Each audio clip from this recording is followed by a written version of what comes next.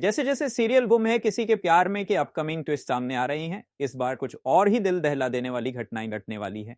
रजत और सवी के साथ साथ पूरे परिवार की मौत के बाद सई, जिगर, आशिका और अर्श गुजराल को लेकर होने वाला सस्पेंस दर्शकों को हैरान कर देने वाला है। आने वाले एपिसोड में आपको यह देखने को मिलेगा कि सवी को आखिरकार सई आशिका के हाथों में मिलती है।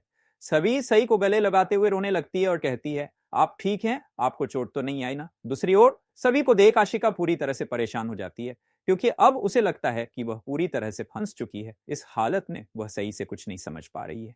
इसी बीच जब सभी सही को लेकर वहां से निकलने की कोशिश करती है तो जिगर अपने गुंडों के साथ पहुंचकर सभी को चारों ओर से घेर लेता है और उसे बांध देता है ताकि वह सही को लेकर वहां से भाग न सके। जिगर सभी से बदला लेने की धमकी देता है और सभी उसे यह समझाने की कोशिश करती है कि वह गलत कर रहा है, खासकर छोटी सी बच्ची को छोड़ देना चाहिए, लेकिन जिगर उसकी नहीं सुनता। जिगर और सभी के बीच की घमासान लड़ाई के बीच मिलन रजत को सारी घटना की जानकारी देता है और कुछ ही देर में रजत अपने परिवार के साथ वहां पहुंच जाता है। जैसे ही रजत की नजर सभी पर पड़ती है वह घबरा जाता है। वह जिगर तक पहुंचकर उसे मारने की कोशिश करता है और दोनों के बीच भयंकर लड़ाई होती है। रजत जिगर से सवाल पूछता है कि क्यों उसने कियान की जान ली और इसके पीछे कौन लोग हैं। इसी दौरान अर्श गुजराल और उसके गुंडों की एंट्री होती है, जिससे पूरा मामला और जटिल हो जाता है।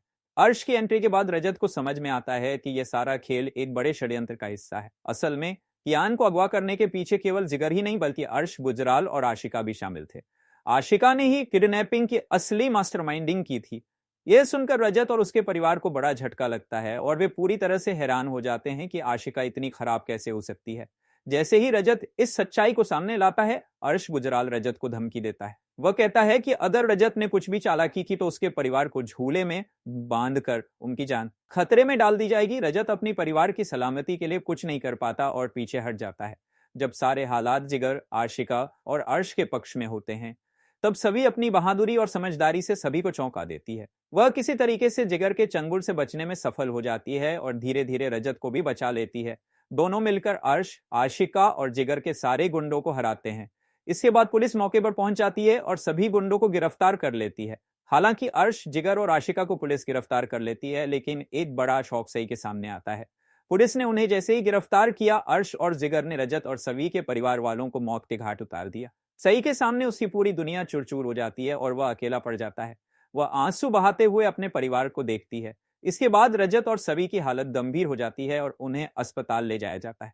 हालांकि अस्पताल में इलाज के दौरान उनकी मौत हो जाती है। मरने से पहले रजत और सभी सई को पास बुलाकर कहते हैं कि वह मायूस ना हो, क्योंकि रजत और सभी हमेशा किसी न किसी रूप में उसके साथ रहेंगे। ये पल सई के लिए बहुत ही दर्दनाक होता है और वह इस दुख से निकलने की कोशिश करती है।